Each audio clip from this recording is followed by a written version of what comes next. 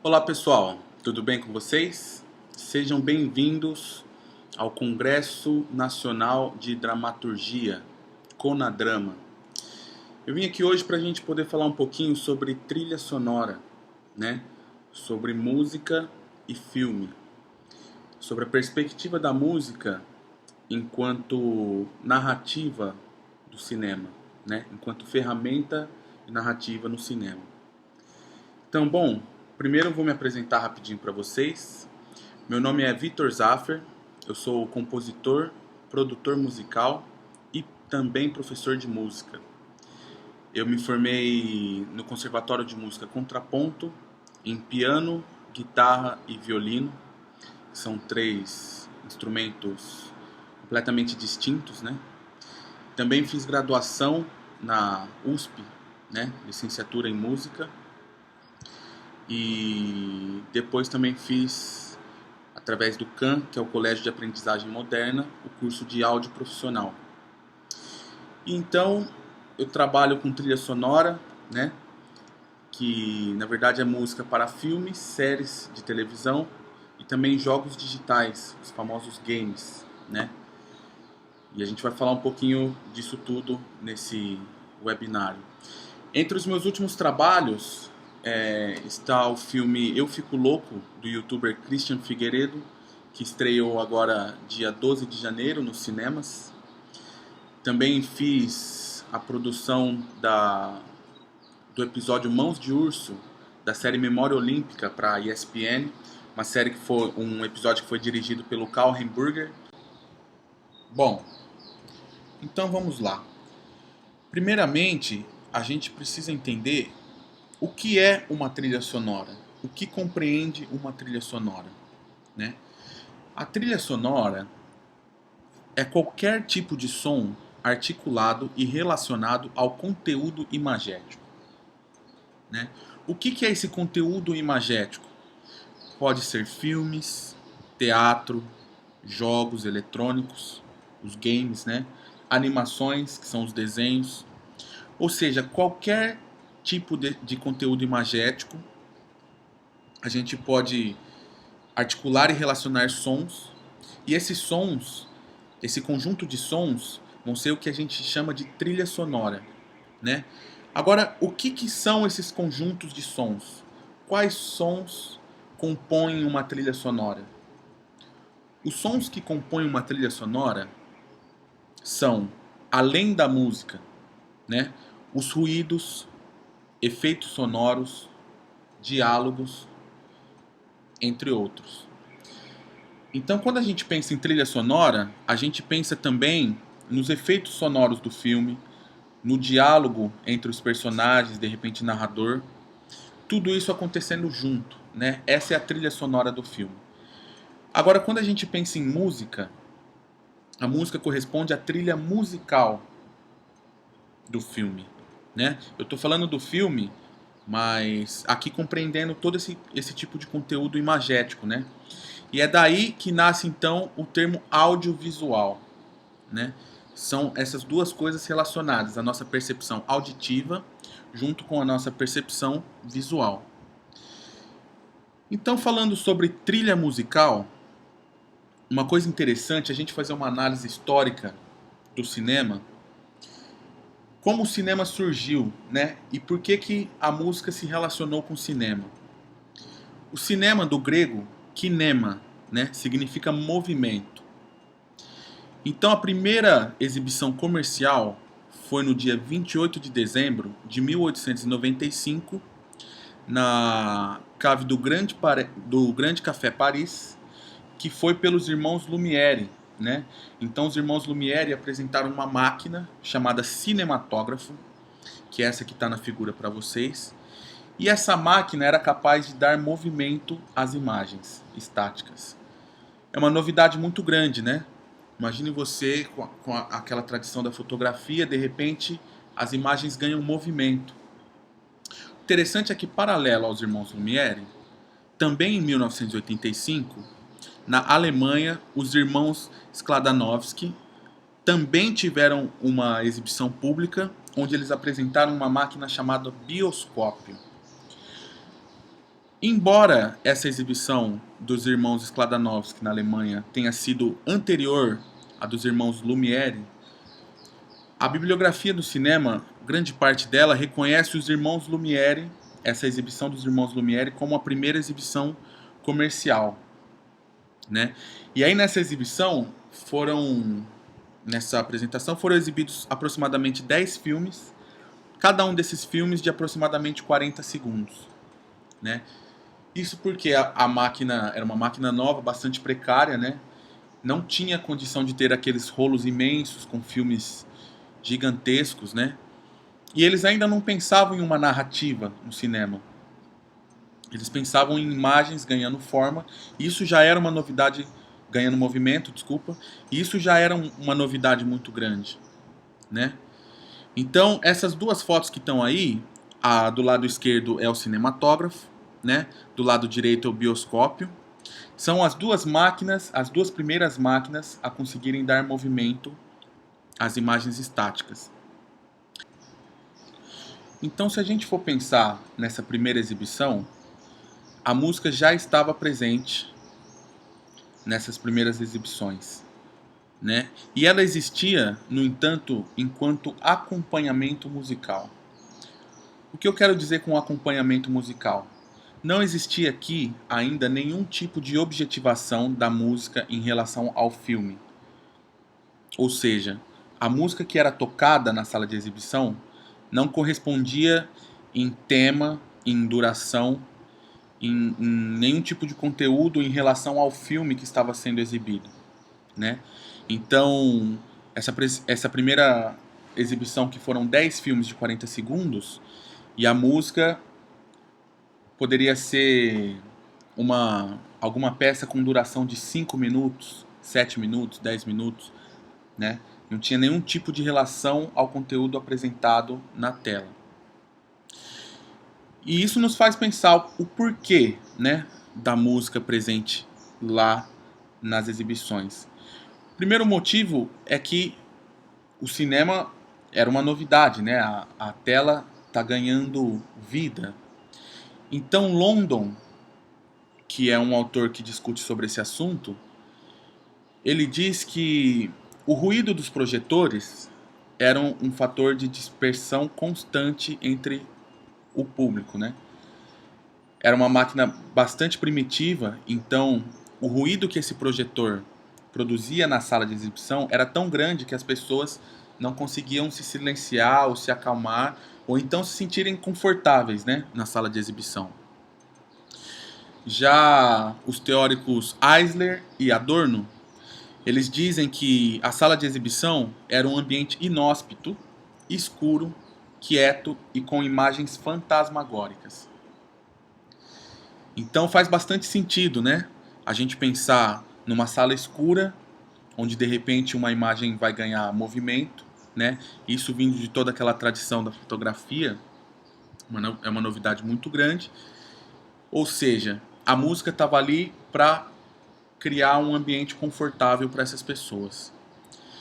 E também temos a Gerbman, que junta, na verdade, todos esses argumentos e dividem em 4 partes diferentes, né? Ela diz que essas 4 partes juntas justificam a presença da música já nessas primeiras exibições. Então a primeira são os argumentos históricos, né? Que a música presente na sala de exibição segue a tradição do melodrama, tá? O segundo são os argumentos pragmáticos, que são esses do London, Eisler e Adorno, né? Que era uma questão prática, não tem nenhuma teoria sobre isso. É uma questão de gerar conforto nas pessoas que estavam naquela sala de exibição. O terceiro são os argumentos estéticos, né? Ou seja, a música estava ali para preencher a nossa percepção da terceira dimensão, né?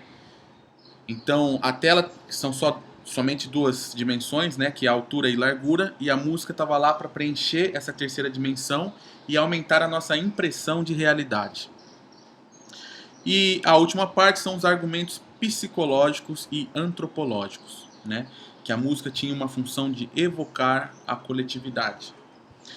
Gorbman diz que todos esses fatores juntos, né, é difícil a gente olhar somente para um e dizer assim, essa foi a causa, esse foi o motivo pelo qual a música esteve presente já nessas exibições.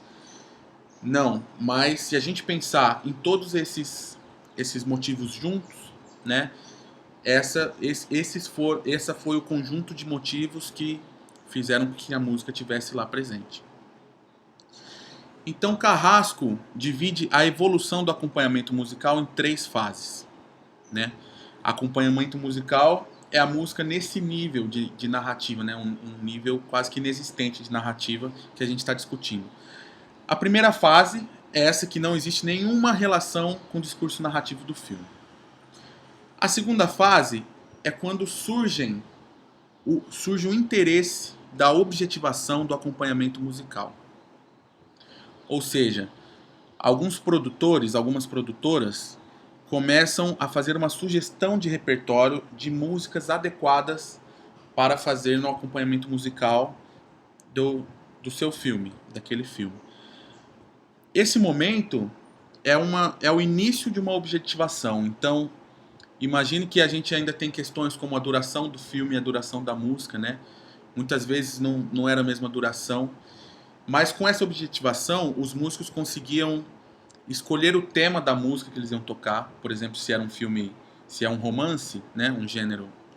Se é um romance, eles escolhiam uma música que tivesse esse tema também. E de repente eles podem escolher um trecho específico para aquela cena, né? Não precisa ser necessariamente a música inteira o tempo todo. Isso surge nessa segunda fase, né, com a sugestão de repertório.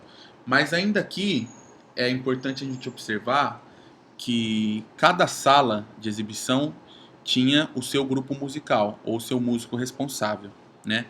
Então, mesmo que seja a mesma música, cada sala de exibição vai ter o seu músico tocando aquela música com a sua interpretação, com o seu arranjo que é bem diferente dos outros, né? É uma coisa bem individual dos músicos responsáveis pela sala de exibição. E a terceira fase é onde surgem os Music Fake Books, né? O que são esses Music Fake Books?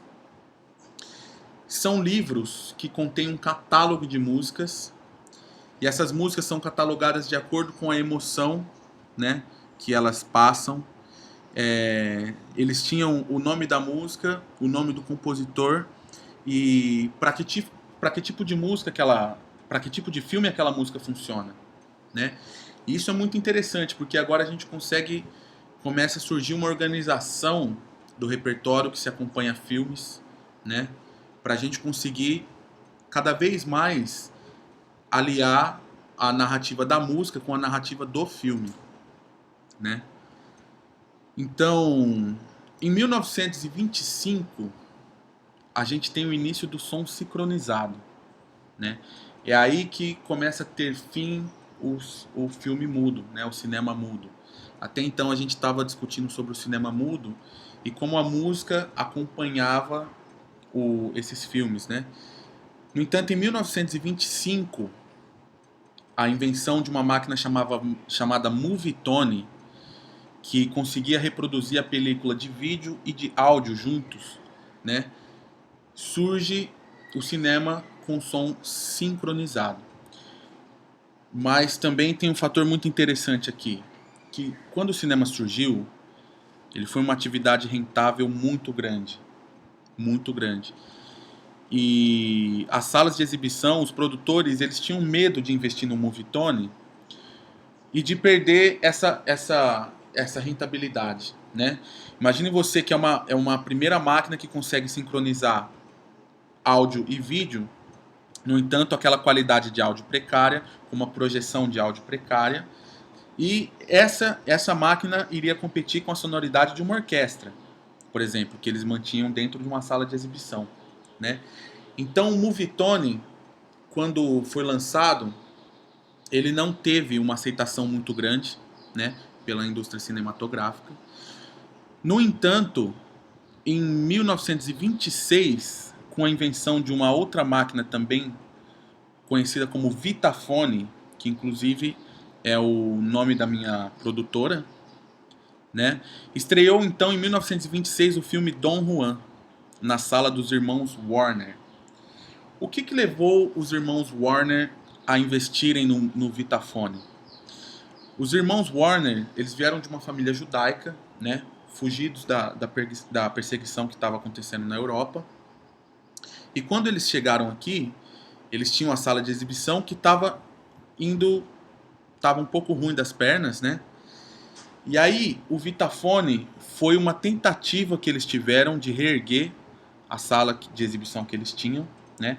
Era uma alternativa mais barata, né? Comprar a máquina do que manter a orquestra. E aí esse foi o motivo que levou os irmãos Warner a investirem no Vitaphone. E aí o filme foi um sucesso, né? O filme Dom Juan. E um ano depois, em 1927, com a estreia do filme The Jazz Singer, a gente tem, além da música, também os diálogos sincronizados. O diálogo sincronizado com as personagens, né? Então, em 1927, dá início ao que a gente conhece como Talking Pictures. E é aí que se inicia a concepção musical como a conhecemos hoje, né?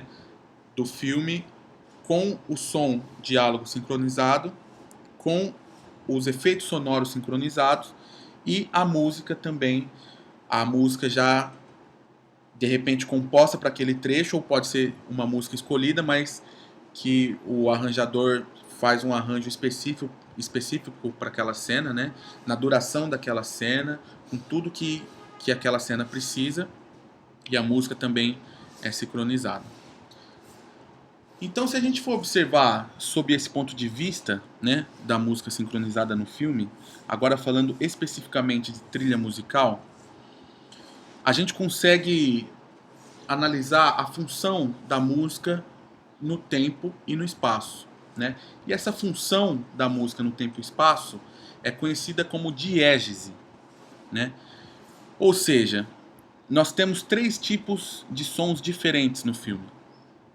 Temos os sons diegéticos, os sons não diegéticos e os sons metadiegéticos. Então vamos lá, passo a passo. A diégese é a função do som no espaço e no tempo. Um som diegético corresponde a um som que acontece na tela. Um exemplo clássico de som diegético é a própria fala, né? Ou então, imagine uma cena onde se passa uma família tomando café da manhã e uma pessoa vai tomar o café e tá com uma colherzinha mexendo na xícara de café, né? Mexendo o açúcar que ela colocou no café, e você ouve o barulho da colherzinha batendo na xícara, né? Encostando e mexendo o café. Esse barulho, junto com a imagem da xícara e a colher rodando na xícara, esse barulho corresponde ao que está acontecendo no filme, corresponde ao conteúdo do filme, né? Então esse é um som diegético. Eu disse anteriormente a mesma coisa que acontece com o diálogo, né? Então, se você tem uma personagem falando e você ouve a voz dela, isso é um som diegético, que a personagem que está na cena também ouve esse som.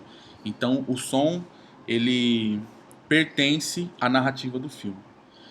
Em contrapartida, o que são os sons não diegéticos? Um exemplo clássico de um som não diegético é, por exemplo, uma cena de batalha. E aqui a gente pode imaginar uma batalha medieval, onde tem 2 exércitos, um de frente para o outro. E aí, de repente, os 2 exércitos começam a caminhar para frente, né? Os cavaleiros montados em seus cavalos, os cavalos cavalgando, né? Todo mundo levantando a mão com a espada para cima. E aí a gente tem uma música épica, né? De caráter épico, uma orquestra grande tocando, uma orquestra grandiosa, né? Aquele som com as trompas bem fortes. E a gente faz a seguinte pergunta: quem que está ouvindo esse som da orquestra? Né? Então, por exemplo, esses guerreiros, eles estão ouvindo essa orquestra tocar? Essa orquestra está lá tocando? Ou essa música está lá para auxiliar o telespectador na compreensão do filme, né? Esse é um exemplo de som não diegético, né? A música não faz parte da narrativa do filme, mas está ali para auxiliar o telespectador na compreensão da cena ou até na imersão do que aquela cena tá propondo, né? E, por fim, os sons metadiegéticos, né? O que são os sons metadiegéticos? São os sons que transitam entre o universo diegético e o não diegético, tá? Um exemplo de um som metadiegético seria uma cena de um baile de formatura, onde você tem um casal completamente apaixonado que começa a dançar, né? A primeira vez esse casal dançando junto. E aí você ouve uma música de amor, uma música romântica de fundo. No entanto, de repente, quando a cena muda, né, de ângulo, muda de perspectiva, você vê uma banda no palco tocando aquela música que eles estavam dançando. Então a música fez os dois papéis nesse caso. Ela fez o papel de auxiliar o telespectador a compreender a cena e também fez o papel diegético de pertencer à narrativa do filme, né? Então é muito importante quando a gente vai trabalhar com trilha sonora a gente conseguir identificar em qual função nós estamos compondo ou nós vamos colocar uma música no filme, né? Ou seja, se você tem uma cena que necessita de música, que tipo de música é essa que ele necessita? É uma música que faz parte da narrativa, né? Veja bem que aqui eu ainda não estou falando de estilo nem de gênero musical, mas só da função da música na cena. E isso nos ajuda a fazer a decupagem de um filme, ou de um longa, ou de um curta, né? Ou seja, quais momentos precisam de música e que tipo de música esse momento precisa. Uma música que faz parte da narrativa, que não faz, ou uma música que vai transitar entre esses dois universos, né? E a partir do momento que a gente tem essa função narrativa bem definida, a gente começa a discutir sobre estilos musicais, né? Estilos musicais, gestos musicais e quais estilos musicais combinam com quais gêneros cinematográficos, né? Então, se a gente pensar ainda historicamente de 1930 a 1950, é o período conhecido como Era de Ouro de Hollywood. O que aconteceu nesse período é que muitos compositores europeus que vieram da Europa, ainda de família judaica, né, vieram para fugir da perseguição que estava acontecendo na Europa nesse momento. Eles foram para os Estados Unidos, então eles tiveram uma formação europeia, né, da música clássica, tradição europeia, vieram para os Estados Unidos e começaram a trabalhar nessa indústria do cinema. Então, nesse primeiro momento, a gente tem toda essa influência da tradição europeia nas trilhas musicais dos filmes dessa mesma época, né? Dois exemplos de compositores muito famosos é o Steiner, que musicou aproximadamente 300 filmes, e o Korngold, que também musicou um número bem menor, né? Aproximadamente 18 filmes. Então, quantitativamente é um número menor, mas qualitativamente é a mesma coisa, né? São dois compositores que vieram de uma escola europeia e trouxeram essa influência pro cinema. Então, todo filme dessa época, ele tem uma orquestração muito bem elaborada, né? As harmonias são muito bem desenvolvidas.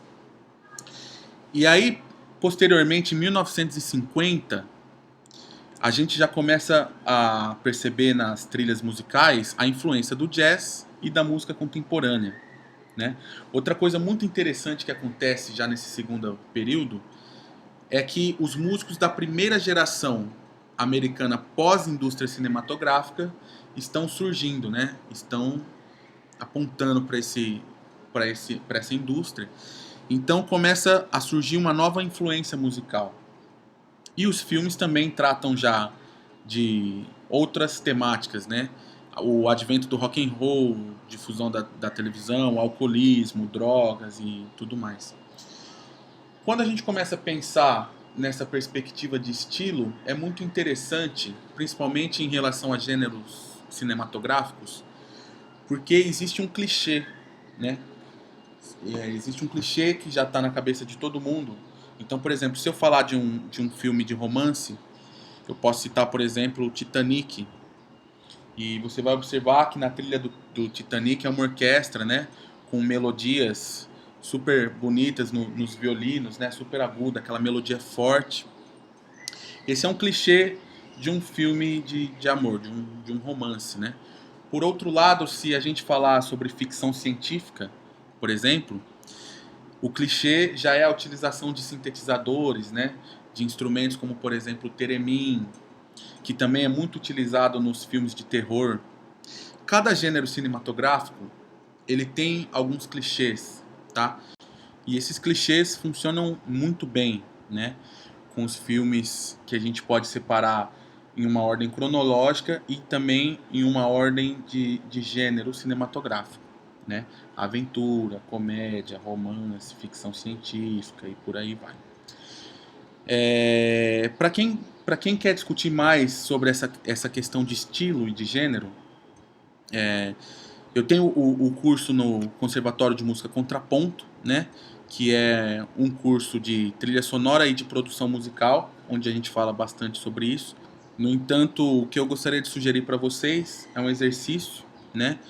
Que é um exercício que não é muito difícil, mas é muito interessante, e ele consiste em assistir um filme e conseguir identificar a música que acompanha esse filme, em qual nível narrativo ela se encontra, né? Em que aspecto narrativo ela se encontra, se ela é uma música diegética, se ela é uma música não diegética e se ela é uma música meta-diegética. Esse é o ponto de partida para que a gente consiga pensar, né, a música para acompanhar um filme. Pessoal, espero que vocês tenham gostado, espero ter ajudado também de alguma forma. E eu estou à disposição para qualquer dúvida. Quem quiser me escrever um e-mail, basta escrever para vitorzaffer@gmail.com, tá? Que a gente bate mais um papo por lá. Tá ok? Muito obrigado então e até a próxima.